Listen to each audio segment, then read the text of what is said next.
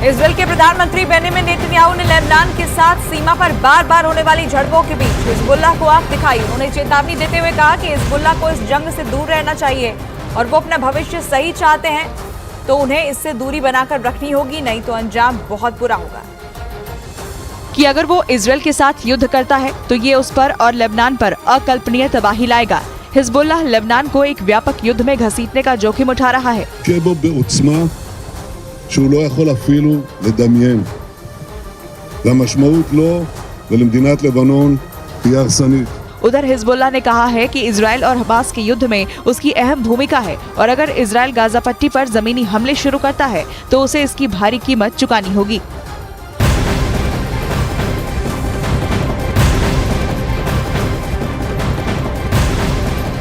Israel की आलम unit ने बड़ी कार्रवाई करते हुए हमास के एक आतंकी मंसूबे को फेल कर दिया।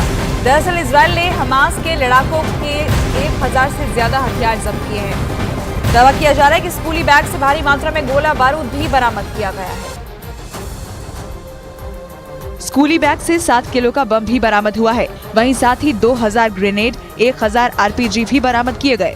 बता दें कि केसुफम इलाके में यलम इकाई की गतिविधियों वाले हिस्से से इस बैग को बरामद किया गया था।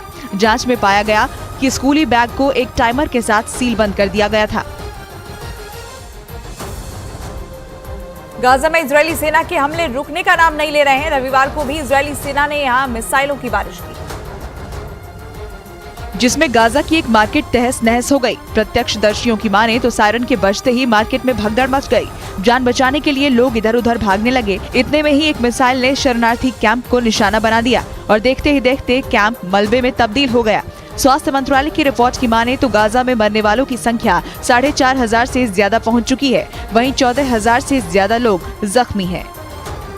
मिस्र और गाजा पट्टी के बीच रफा क्रॉसिंग पर राहत सामग्री की डिलीवरी के दौरान गोलीबारी शुरू हो गई, जिसके बाद डिलीवरी को रोक दिया गया।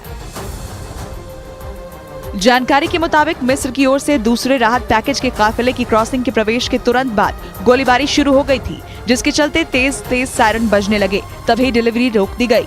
युद्ध की घोषणा के बाद गाजा पट्टी के लोगों को बाहर निकलने के लिए सारे रास्ते बंद हो गए थे। गाजा पट्टी से बाहर निकलने का रास्ता राफा क्रॉसिंग था, जिसे मिस्र ने बंद करके रखा था। फिलहाल राहत सामग्री के लिए इसे खोला हुआ है। रफा क्रॉसिंग के फलस्तीनी हिस्से में इजरायल की घेरेबंदी के बाद पहली बार ईंधन के 6 ट्रक गाजा में जाते नजर आए। इन ट्रकों को संयुक्त राष्ट्र की पहचान के साथ मिस्र और वापस गाजा तक लाया गया है। मीडिया सूत्रों के हवाले से खबर है कि फिलिस्तीनी शरणार्थियों के लिए अगले 3 से 4 दिन में गाजा में ईंधन खत्म हो सकता है। ऐसे में ईंधन के बिना रोजाना के कामों में परेशानी आ सकती है। ईंधन नहीं होने से ना ही राहत सामग्री पहुंच सकेगी और रोशनी ना होने से अस्पताल में इलाज होने में परेशानी पेश आएगी।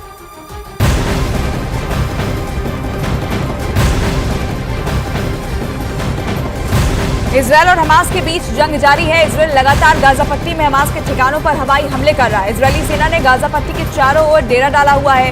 रविवार को भी इजरायल की सेना की बारूदी बारिश जारी रही, जिसके बाद गाजा के कई इलाकों में कोहराम देखा गया। रविवार को इजरायल की सेना ने गाजा के कई इलाकों पर एक साथ बमबारी की और रॉकेट से अटैक किया, जिसमें कई लोगों की मौत की खबर है। गाजा पर हुए अटैक की तस्वीर सामने आई है, जो मन विचलित कर देने वाली है। तस्वीर में आपको आसमान में धुएं का गुबार नजर आ रहा होगा, जो ये बताने के लिए काफी है कि गाजा में मौजूदा हालात कैसे हैं।